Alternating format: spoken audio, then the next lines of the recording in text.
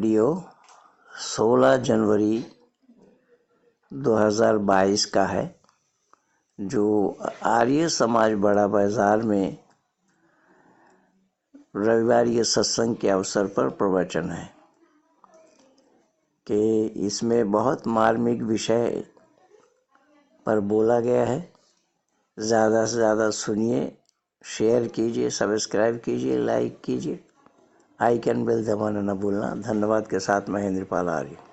परिवार में जो भी अस्वस्थ हैं, परमात्मा से विनती है कि वह स्वस्थ लाभ होने में परमात्मा का सहयोग मिले उन्हें। हम सब की भावना परमात्मा से यही है, क्योंकि ये स्वस्थ परंपरा है। और माननीय राहुल जी ने सत्या प्रकाश के तीसरा समुल्लास को उसी अंदाज से ही रखा है। परोपकार जिसको बोला गया है, उसी तीसरा समुल्लास में आया है। मैं आज से 2 सप्ताह पहले बोला था। ऋषि दयानंद जी सत्या प्रकाश में लिखते हैं, ये धन नराय विहित कर्म परोपकार। वो नर और नारी धन है जो कि दूसरे के फायदे में अपना समय व्यतीत करते हैं। परोपकार से बढ़ करके और कोई अच्छा काम नहीं। तो और उन्हीं परोपकारों में हमारा सबसे बड़ा परोपकार है यज्ञ करना। यज्ञ वही श्रेष्ठतमम कर्म। यज्ञ से बढ़ करके और कोई अच्छा काम नहीं, क्योंकि हम और आप ही नहीं करते हैं, अपितु हम प्राणी मात्र के कल्याण के लिए करते हैं। इसीलिए सबसे बड़ा परोपकार बताया गया है। प्राणी मात्र के कल्याण चाहे आप एक एयर टाइट कमरे के अंदर में बैठ करके करेंगे यज्ञ को, तो भी आप वायुमंडल को रोक नहीं पाएंगे। वायुमंडल को निकलने के लिए रास्ता देना ही पड़ेगा। इसलिए चाहे वह हमारा दुश्मन ही क्यों ना हो, हमारा विरोधी ही क्यों ना हो, उन तक भी हम इस वायुमंडल के माध्यम से जो पौष्टिक पदार्थ हमने डाले, घी, सामग्री, समिधा आदि, वो वहाँ तक भी पहुँच रही है। इसीलिए परोपकार इसी का ही नाम है। दूसरे का फायदा पहुँचाना, दूसरे को लाभान्वित करना और दूसरे का स्वस्थ लाभ होने के लिए भी परमात्मा से प्रार्थना करना, उसी पर्याय में आएगा। आइए कि बहुत ही सुंदर वातावरण में हम और आप सभी बैठे हैं। आर्य समाज की इसी श्रृंखला में हमारे यहाँ सत्या प्रकाश की कथा होती है, भजन भी गाए जाते हैं और कुछ उपदेशात्मक बातों को भी सुनाया जाता है विद्वानों के द्वारा। उसी श्रृंखला में मैं उपस्थित हूँ। निवेदन मैं करूँ कि परमपिता परमात्मा के बारे में ऋषिवर देव दयानंद ने जो पता दिया है, वो अन्य किसी महापुरुषों से दिया जाना संभव न हुआ। अब आप कहेंगे कैसे? तो इसी सत्या प्रकाश में ही हम और आप सुन रहे थे कि ऋषिवर देव दयानंद ने परमात्मा के गुण, कर्म और स्वभाव बहुत अंदाज से राहुल जी ने वर्णन किया है और बहुत सरल शब्दों में वर्णन किया है कि परमात्मा के गुण क्या है या परमात्मा में गुण क्या है, उनका स्वभाव क्या है। बहुत अंदाज से हम लोगों ने हृदयंगम किया है। और ये विचार माननीय राहुल जी के निजी नहीं, ये विचार माननीय राहुल जी अपने मन से नहीं सुनाया, अपितु ये विचार ऋषिवर देव दयानंद के ही दिए हुए, लिखे हुए हैं। सुनाने का जो अंदाज था वो बहुत ही सरल, मन को छूने वाली ये आसान से आसान तरीका को अपनाते हुए लोगों के दिल में उतार दिया गया। पर परमात्मा के गुण कर्म स्वभाव के बारे में दुनिया वालों ने जाना ही नहीं। दुनिया वालों ने कहा कि वो साकार भी है और निराकार भी है। मैं दावा के साथ कह रहा हूँ, और ये केवल दुनिया वालों ने नहीं, बड़े बड़े महापुरुषों ने, बड़े बड़े विद्वानों ने ये कहा कि परमात्मा तो निराकार है ही, पर वो साकार भी है। ऋषि दयानंद मना कर रहे हैं। ऋषि दयानंद कह रहे हैं ये संभव ही नहीं है। दो विरोधी गुण परमात्मा में क्यों और कैसे हो? बोले हाँ, दो विरोधी गुण परमात्मा में ही है। एक शब्द और जोड़ रहा हूं मैं कि दो विरोधी गुण, परस्पर विरोधी गुण परमात्मा में ही है, लेकिन वो क्या है उसको जानना ये जरूरी है। ये जानकारी ऋषि दयानंद कर रहे हैं कि वे दो विरोधी गुण हैं। तो ऋषि कह रहे हैं बिल्कुल विरोधी गुण है। बोले क्या विरोधी गुण है? तो परमात्मा सगुण भी है और निर्गुण भी है। अब देखिए क्या तमाशा, ऋषि दयानंद ने क्या उड़ान भरा है। दुनिया वालों ने इस सच्चाई को जानने का प्रयास किया, उसके नजदीक आए नहीं तो जानेंगे कहां से? उसके नजदीक भी नहीं आना चाहा लोगों ने। ऋषि दयानंद लिख रहे हैं कि परमात्मा एक है, दो विरोधी गुण उसी परमात्मा में ही है कि वो सगुण भी है और निर्गुण भी है। तो दुनिया वालों ने कहा, दुनिया के विद्वानों ने कहा कि जब वो परमात्मा एक है, दो विरोधी गुण उनमें है, वो सगुण भी और निर्गुण भी है, तो वो साकार भी है और निराकार भी है। ऋषि कह रहे हैं हरगिज नहीं। ऋषि कह रहे हैं हरगिज नहीं, वो निराकार ही है, साकार नहीं। बोले क्यों? तो ऋषि कह रहे हैं कि साकार होने से अनेक दोष लग जाएंगे। जैसा साकार होने पर एक देशी हो जाएंगे जो सर्वव्यापक है, सर्वव्यापक का एक देशी होना संभव नहीं है।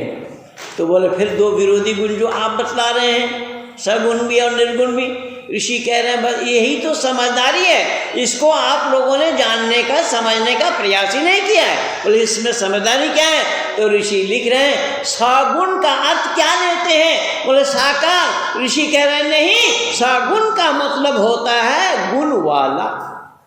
सागुण, जो गुण उसमें है, निर्गुण गुण रहित, अर्थात जो गुण उसमें नहीं है। तो ऋषि ने खोला इसको, परमात्मा सगुण है।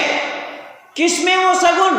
और राहुल जी ने बहुत अच्छे ढंग से बताया, सृष्टि की रचना करने में परमात्मा सगुण है। शब्द पर ध्यान देना, सृष्टि की रचना करने में परमात्मा सगुण है, उसको इस स्थिति में लाने में परमात्मा सगुण है, उसका प्रलय कर देने में परमात्मा सगुण है, मानव मात्र के किए हुए कर्मों का फल देने में परमात्मा सगुण है।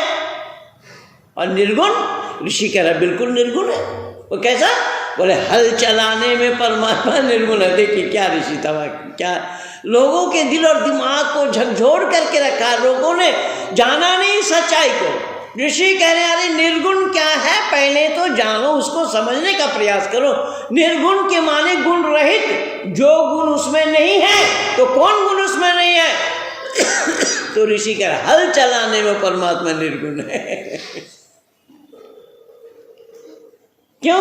बोले हल चलाने का काम अल्पज्ञता का है और वो परमात्मा सर्वज्ञ है। सर्वज्ञ होने के कारण परमात्मा का काम अल्पज्ञता वाला संभव नहीं।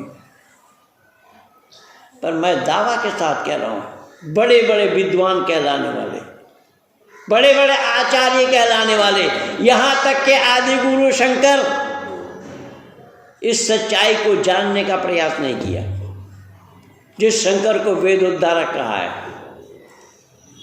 अगर वो इस सच्चाई को जानते होते तो अहम ब्रह्मास्मि कहना नहीं पड़ता, सो अहम कहना नहीं पड़ता, ईश्वर अंश जीवा विनाशी कहना नहीं पड़ता, स्त्री शूद्रो नादियता मिति श्रुति कहना नहीं पड़ता। ये सब दोषपूर्ण बातें हैं। ऋषि दयानंद कह रहे हैं कि परमात्मा को दुनिया ने जानने का प्रयास नहीं किया। अगर सही अर्थों में परमात्मा को लोग जान करके मानते होते तो कहीं पर कोई अड़चन न आती, कोई असुविधा का सामना करना नहीं पड़ता। मैं छोटा छोटा 2 उदाहरण आप लोगों के सामने प्रस्तुत कर रहा हूँ।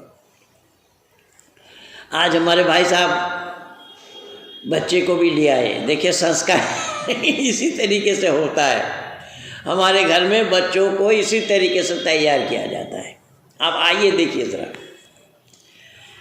ऋषि के विचार देखिए कि परमात्मा को तुमने जाना नहीं या तुम लोगों ने नहीं जाना। परमात्मा को अगर जानते होते तो फिर उसके गुण कर्म और स्वभाव को भी जान जाते।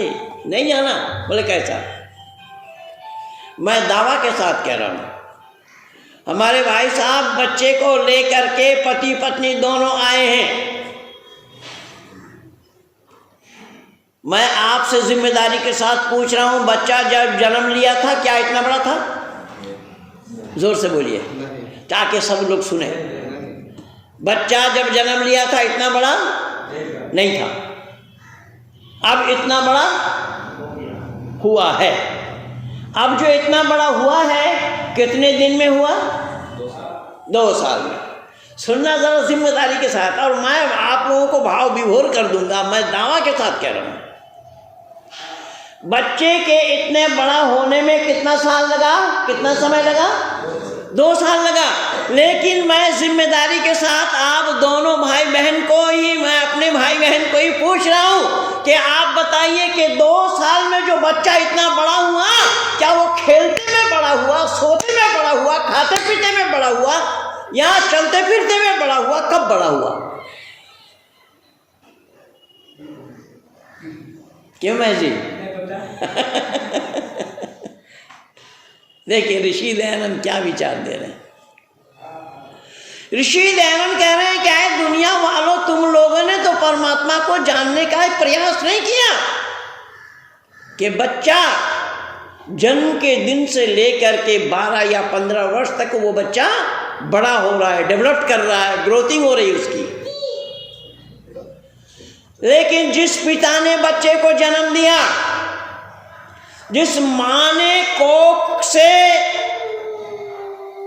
धरती पर उतारी, जो मां लालन पालन कर रही है उस बच्चे के, लेकिन ऋषि कह रहे हैं कि ना तो पिता को मालूम और ना मां को पता कि वो बच्चा कब बड़ा हुआ, कितना बड़ा हुआ, किस समय बड़ा हुआ, खाते पीते में बड़ा हुआ, सोते में बड़ा हुआ, खेलते में बड़ा हुआ, शाम बड़ा हुआ, सुबह बड़ा हुआ, दोपहर बड़ा हुआ, रात बड़ा हुआ, कब बड़ा हुआ? ऋषि कह रहे हैं कि ये दुनिया वालों की बात नहीं है।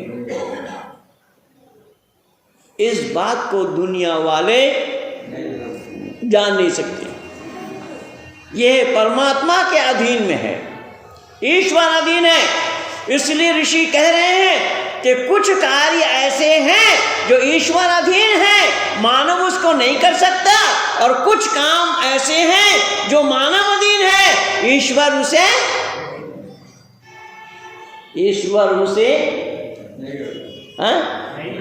जोर से बोलिए थोड़ा। नहीं, यहाँ शब्द गलत हो जाएगा। नहीं कर सकता शब्द परमात्मा के लिए लागू होगा ही नहीं। यही तो मैं पहले बोला ना, नहीं कर सकता परमात्मा के लिए लागू होगा नहीं, क्योंकि वो सर्वशक्तिमान है।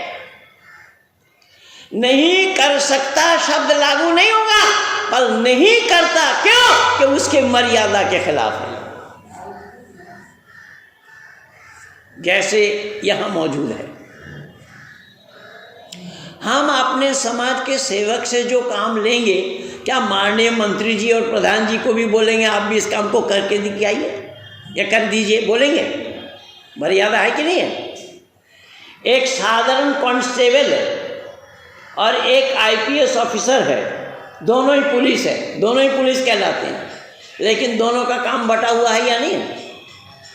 हर जगह इसी बात को घटाइए, हर जगह हर जगह हर जगह। ऋषि कह रहे हैं काम बटा हुआ है। जो काम ईश्वर अधीन है वो काम मानव नहीं कर सकता, क्योंकि वो मानव की बस की बात नहीं है। जैसे सृष्टि की रचना करना, सृष्टि की रचना करने में मानव का सहयोग रहेगा क्या? ऋषि दयानंद कह रहे हैं सवाल ही पैदा नहीं होता। सृष्टि की रचना करने में मानव का सहयोग रहेगा। अच्छा, अब थोड़ा सा हम चलते हैं। अब माननीय प्रधान जी हो आए अभी उड़ीसा से, और उड़ीसा जाते समय काफ़ी खेत वात देखते देखते भी गए। कई बार हम लोग भी जाते हैं गांव की तरफ तो भी दिखाई देता है।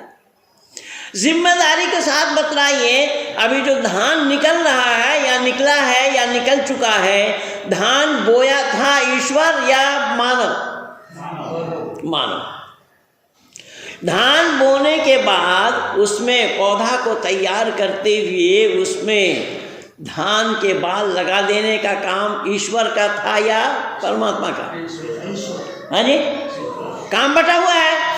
जहाँ हमारा काम खत्म होता है वहाँ परमात्मा का काम शुरू होता है, और जहाँ परमात्मा का काम खत्म होता है वहाँ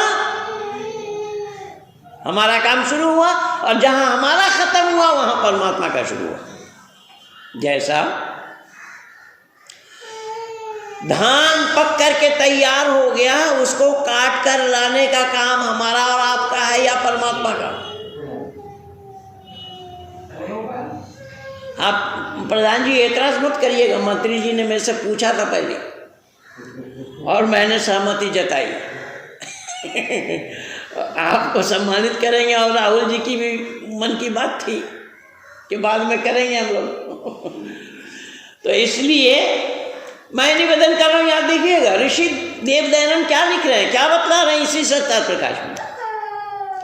ईश्वर के बारे में जानकारी देते हुए ऋषि व देव दयानंद लिख रहे हैं, बतला रहे हैं कि ऐ मानव कहलाने वालों, हम मानव कहलाने के हकदार इसीलिए बने हैं कि हम इसे सही सही जाने।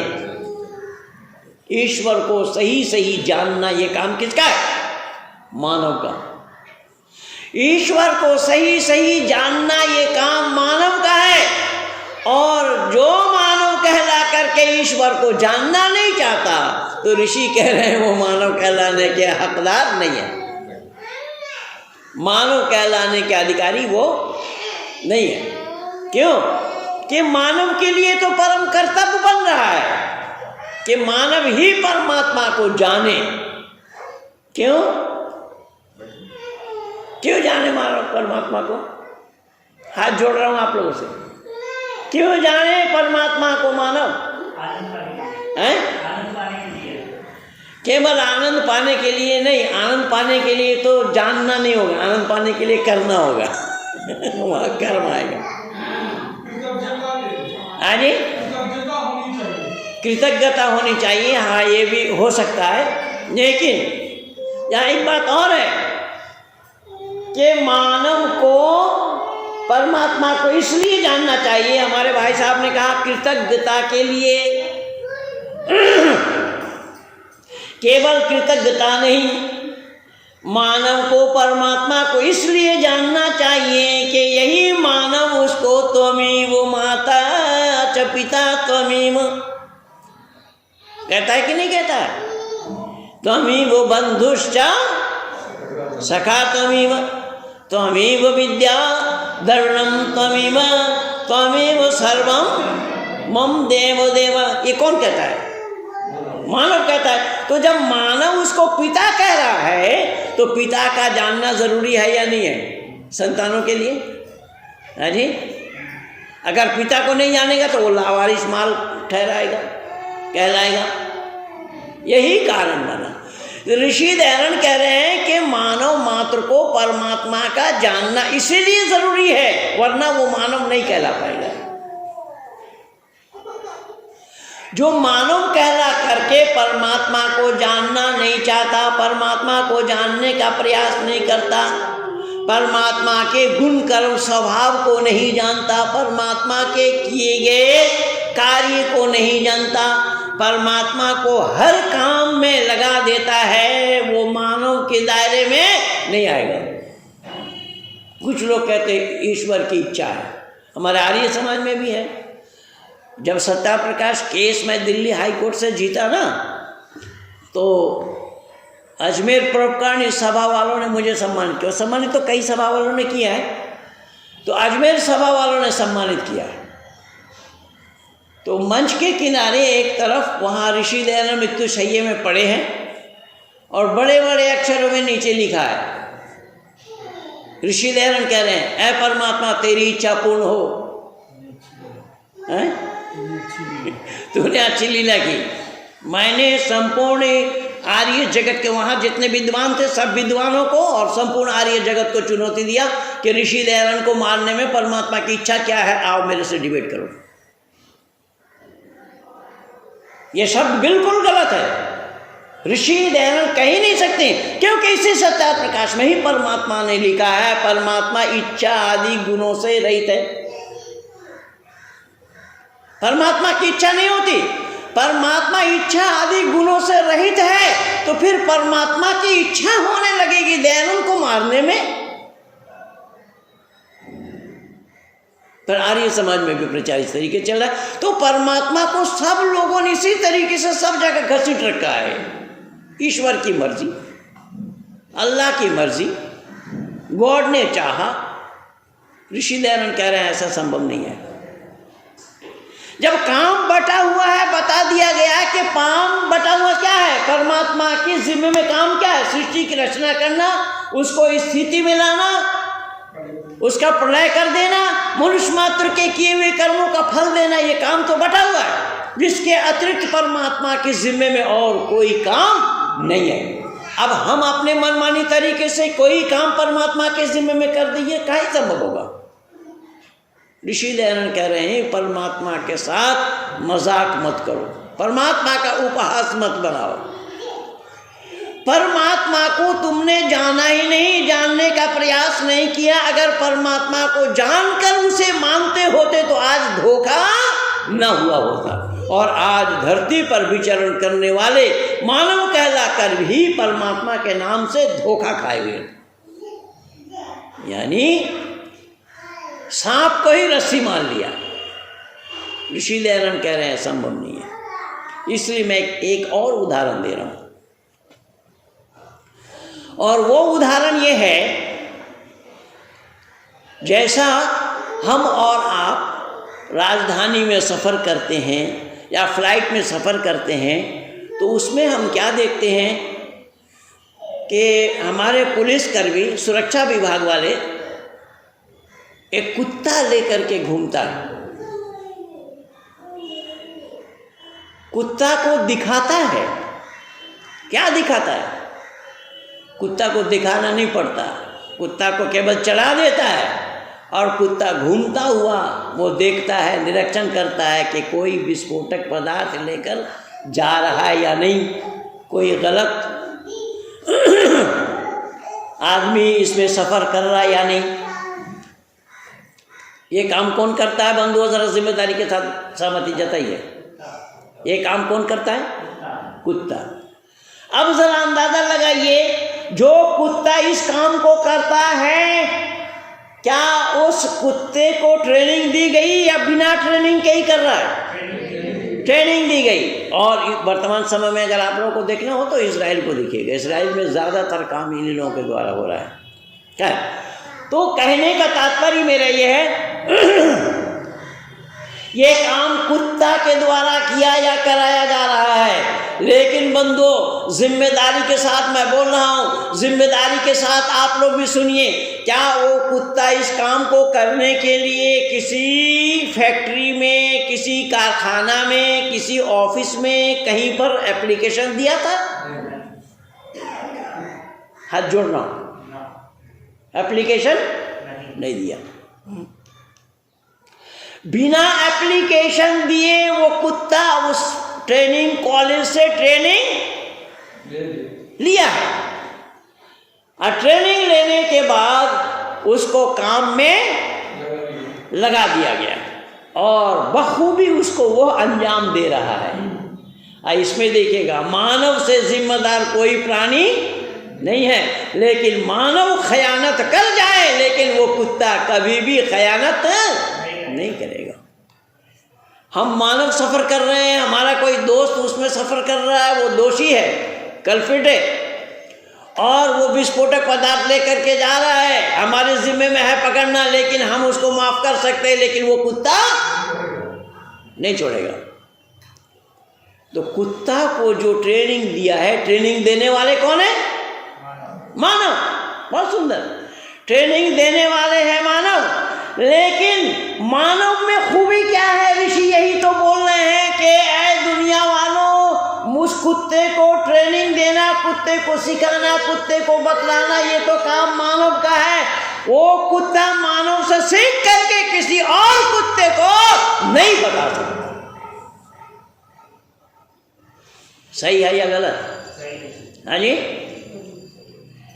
वो कुत्ता ट्रेनिंग पा करके किसी और कुत्ते को नहीं सिखा सकता। ऋषि कह रहे हैं यही तो कारण बना कि मानव ही उत्कृष्ट है। लेकिन ये उत्कृष्ट होने के बावजूद भी उन जानवरों से भी कुछ शिक्षा लेना नहीं चाहा। और वेद मंत्र ही आया, उल्लू किया तुम, शुश्लो किया तुम, तमेश किया तुम, वहाँ 6 पशु का नाम लिया है। उल्लू न बनो, कुत्ता न बनो, गिद्ध न बनो, ये सब वेद मंत्र है। खैर, मैं इस समय कुछ और बोल रहा हूँ। कहने का तात्पर्य मेरा ये है कि उस कुत्ते को ट्रेनिंग दी गई, तो ट्रेनिंग पाने के बाद वो उसको अंजाम दे रहा है। अच्छा बंधु, जिम्मेदारी के साथ बतलाना, उस कुत्ते ने अपने अधिकारी को कभी कहा है भाई जो वेतन मुझे दे रहे हो आप, इससे पूरा, अरे बोलो तो सही, नहीं बोला। उसको वेतन क्या, उसको केवल खुराक, खाना जितना वो खा सकता है उतना उसको खिलाया जा रहा है, उसके अतिरिक्त कोई वेतन उसका नहीं है। केवल इतना ही नहीं, कुत्ता कभी बीमार पड़ा और कुत्ता ने अपने अधिकारी को एप्लीकेशन लगाई कि भाई मैं ESI हॉस्पिटल जाना चाहता हूँ, पत्नी बीमार है या मैं बीमार हूँ, मुझे छुट्टी चाहिए, बोला कभी नहीं। इसलिए फिर ऋषि कह रहे हैं कि ऐ दुनिया के लोगों, कि परमात्मा को तुमने जाना ही नहीं। क्यों? कि परमात्मा ने ये जो जिम्मेदारी दिया है, जिम्मेदारी मानव के ऊपर सबसे ज्यादा है, साथ साथ उन पशु पक्षियों के साथ जो जिम्मेदारी है वो उसको अंजाम देता है। जितना उसको जानकारी है उतने को ही वो अंजाम देता है, लेकिन सारा कुछ जानकारी तुम्हें मिलने के बावजूद भी तुम अंजाम नहीं दे रहे। तो इसको एहसान फरामोशी के सिवा क्या कहेंगे हम वाला है जी? यही तो एहसान फरामोशी है। ऋषि दयानंद इन्हीं बातों को कह रहे हैं। ऋषि दयानंद कह रहे हैं दुनिया के लोगों, तुमने परमात्मा का केवल नाम ही लिया है, उसको जानने का प्रयास नहीं किया। अगर उसे जान करके उसको मानते होते और उसके उपदेश अनुसार अपना जीवन को चलाते होते, बनाते होते, तो याद रखना धरती पर कहीं पर भी मानव समाज में झगड़ा। ऋषि दयानंद कह रहे हैं केवल इतना ही नहीं, एक कुत्ता दूसरे कुत्ते को देख करके भौंकता है, चिल्लाता है, काटने के लिए दौड़ता है, देखा है आप लोगों ने भी। लेकिन आज यही आदत मानव में आ गई। आज मानव कुत्तों जैसी एक दूसरे को देख करके भौंक रहा है, चिल्ला रहा है, काटने को दौड़ रहा है।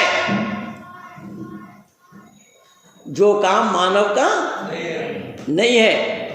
और यही दौड़ना, काटना, भौंकने के कारण कहीं किसी पर FIR लग रहा है, कोई अरेस्ट हो रहा है, कोई कुछ हो रहा है, कहीं दंगा हो रहा है, कहीं फसाद हो रहा है, कहीं कुछ।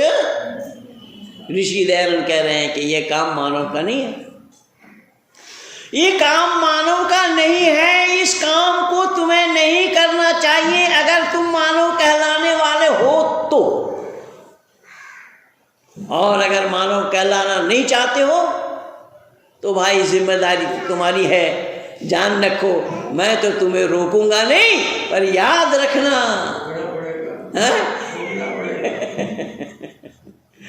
मैं रोकूंगा नहीं, लेकिन अंजाम भुगतना होगा। अच्छा, मैं अगर ये कहूं कि परमात्मा का उपदेश है मैं रोकूंगा नहीं, ये कहां तक सही है? आप लोगों से ही पूछ रहा हूं। मैंने बोला कि अगर परमात्मा का उपदेश ये है कि मैं रोकूंगा नहीं, ये शब्द कहां तक सही है? सही है 100% 100% नहीं। अपने उपदेशों के द्वारा, वेद मंत्रों के उपदेशों के द्वारा रोकता बताता तो है नहीं, वेद मंत्रों के द्वारा उपदेश को द्वारा नहीं, यानी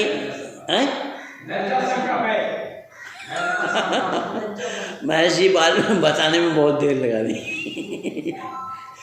देखिए परमात्मा का क्या उपदेश है। परमात्मा का उपदेश है क्या है? मेरे संतानों, क्यों तुम संतान तो मेरे ठहरे और मैं ना रोकूं, ये कहीं हो सकता है? अब देखिए ना, ये भाई इससे बच्चा हमारे सामने, यही तो वेद का भी उपदेश तो यही है ना, पशकाव्य मुझे मत देख, मेरी रचना दे। अब ये बच्चा जो है कई बार उठा बैठी और ये वो दुनिया भर का, तो पिता हमेशा ख्याल रख रहे हैं कि कहीं गिर ना जाए। ख्याल रख रहे हैं या नहीं रख रहे हैं? भाई इसको देख करके भी तो बोलेंगे आप लोग। पिता ख्याल रख रहे हैं कि नहीं रख रहे हैं कि बच्चे कहीं गिर ना जाए? ये किसकी जिम्मेदारी है? पिता की, माता की। तो परमात्मा भी तो माता है, पिता है, बंधु है, सखा भी है। तो क्या वो हमें गिरते हुए नहीं बचाएंगे? क्या वो हमें गलत काम करते हुए नहीं बचाएंगे? क्या वो गलत काम करते हुए नहीं रोकेंगे? ऋषि दयानंद कह रहे बिल्कुल रोकते हैं, लेकिन तुम लोग आलसी और प्रमादी ठहरे। ऋषि क्या कह रहे? ऋषि कह रहे हैं कि वो बिल्कुल रोकते हैं, लेकिन उसको भी तो तुम लोग धता बता देते हो। बोले कैसा? तो ऋषि कह रहे हैं भय, लज्जा और शंका परमात्मा ही उत्पन्न करा देते हैं। किसके दिल में? भाई किसके दिल में भय, लज्जा, शंका उत्पन्न कराते हैं परमात्मा? हाँ जी, मानव मात्र के दिल में। अब परमात्मा के पास ना कोई हिंदू है, ना कोई मुसलमान है, ना कोई बौद्धि है, ना कोई जैनी है, ना कोई सिख है, ना कोई है। हर मानव जब कोई मानव कोई गलत काम करता है, गलत काम के करने से पहले परमात्मा भय, लज्जा, शंका उत्पन्न करा देते हैं, लेकिन उसको पुशिंग करके भी वो गलत काम कर जाता है। ऋषि दयानंद यही कह रहे हैं। ऋषि दयानंद कह रहे हैं क्या है भाई, तुम मानव कहलाने वाले हो ना, तुम मानव कहलाने वाले हो, तुम्हारे ऊपर ये जिम्मेदारी है, लेकिन तुमने अपने जिम्मेदारी को निभाने के बजाय तुमने टाल दिया। तो जिम्मेदारी को निभाने के बजाय अगर तुमने टाल दिया अपनी जिम्मेदारी, तो भाई FIR तो होगा ही तुम्हारे नाम। FIR तो होगा ही तुम्हारे नाम। और ये सन्यासी कहलाने वाले कर रहे हैं। जिस सन्यासी से मानव समाज के उत्थान के लिए, मानव समाज की शिक्षा के लिए, मानव समाज के कल्याण के लिए सन्यासियों से टकटकी लगाना पड़ता है। इसीलिए ऋषि दयानंद कह रहे हैं कि जिसको तिसको सन्यास लेने का अधिकार नहीं है, कम से कम एक वेद का जानकार वो हो। पर आज दुर्भाग्य है, ऋषि दयानंद कह रहे हैं कि जब तुम्हारे ऊपर परमात्मा ने ये जिम्मेदारी दी है, इस जिम्मेदारी को निभाने के बजाय तुमने उस जिम्मेदारी को टाल करके ही गलत काम, भय लज्जा शंका होने के बावजूद भी उसको पुशिंग करके तुम गलत काम करते हो। जब गलत काम तुम करते हो तो नतीजा भोगेगा कौन? ये तो बिल्कुल सीधी सी बात है। तो ऋषि दयानंद कोई नई बात उठा करके हम लोगों के सामने प्रस्तुत नहीं किया है। ऋषि दयानंद सारा प्रमाण वेद से ही हवाला दिया है, सारा प्रमाण वेद से ही उठा करके दिया है। ऋषि सारा हवाला वेद से ही दिया है हमें। ऐ दुनिया के लोगों के वेद सब सद्विदाओं की पुस्तक है। वेद का पढ़ना, पढ़ाना, सुनना और सुनाना सब आर्यों का परम धर्म है। लेकिन परम धर्म अगर सब लोग मिल करके निभाते होते तो नक्शा कुछ और होता। इसीलिए मेरे से मत कहलवाइए, मैं बदनाम आदमी हूँ, मेरे लिए बात ऐसी है। आज 39 वर्षों में संपूर्ण आर्य जगत में मैं बोलूँगा तो बोलेगा कि बोलता है। इसलिए मैं ज़्यादा न कहता हुआ केवल इतना ही आप लोगों से विनती करूँगा कि परमपिता परमात्मा का एक एक उपदेश ऋषि दयानंद ने कोड करते हुए मानव समाज का चहुमुखी विकास, मानव समाज के कल्याण के लिए, मानव समाज के उत्थान के लिए ऋषि ने उठा करके दिया है। अब आर्य समाज के नियम को पढ़िएगा, छठा नियम देख लीजिए और नवा नियम देख लीजिए। ऋषि दयानंद साफ शब्दों में लिख रहे हैं, संसार का उपकार करना, किसी एक व्यक्ति का नहीं, संसार का उपकार करना इस समाज का। किस समाज का? मैं हाथ जोड़ रहा हूं, विनती कर रहा हूं। ऋषि लिख रहे हैं, मैं नहीं, और ना भाई राहुल जी ने बोला, ना माननीय प्रधान जी और मंत्री जी बोल रहे हैं। ऋषि वरदेव दयानंद की उक्ति है। ऋषि कह रहे हैं संसार का उपकार करना इस समाज का मुख्य उद्देश्य है। कैसा? शारीरिक, आत्मिक और सामाजिक उन्नति करना, ये मंतव्य है ऋषि के। नवा नियम में ऋषि ने और लिखा, अपनी ही उन्नति में संतुष्ट न रहना चाहिए, किंतु ब्रेक लगाकर, किंतु सबकी उन्नति में अपनी उन्नति समझनी चाहिए। ये बात आज हमारे समाज से लुप्त होते जा रही है। तभी ना गुरुकुल कांगड़ी की ज़मीन बिकी है। खैर वो मैं नहीं बोलूँगा। फिर मैं निवेदन कर रहा हूँ कि आज जो कुछ भी, जहाँ कहीं भी कुछ भी हो रहा है, वो ऋषि दयानंद के मंतव्यों के विरुद्ध आचरण से हो रहा है। अगर ऋषि दयानंद के मंतव्यों को लोग जान गए होते, समझ गए होते, उस पर आचरण करते होते, तो धरती से ये वैवस्था समाप्त हो गया होता।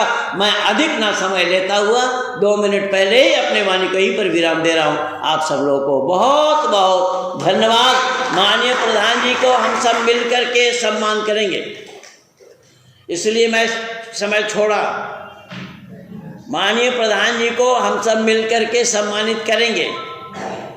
और माननीय प्रधान जी गुरुकुल में पिछले सप्ताह हमारे आचार्य जी आए हुए थे और गुरुकुल में गाय दान किया है। देखिए, गोदान सबसे बड़ा दान। माननीय मंत्री जी ने अपने पेज में कल लिख करके सूचना दिया। मैं बाकायदा उसको पोस्ट को बहुत जगह लोगों को भेजा हूँ कि गोदान ही सबसे बड़ा दान है। और माननीय प्रधान जी जिनको विरासत में आर्य समाज मिला है, जिनको विरासत में सत्य सनातन वैदिक धर्म मिला है, जिनको विरासत में ऋषि दयानंद के विचार मिले हैं, ऋषि दयानंद के मंतव्य मिले हैं, ऐसे ही माननीय प्रधान जी गुरुकुल में गोदान करके आए। जितना भी धन्यवाद हम लोग करेंगे उतना ही कम और थोड़ा होगा। माननीय प्रधान जी आइए, आइए राहुल जी।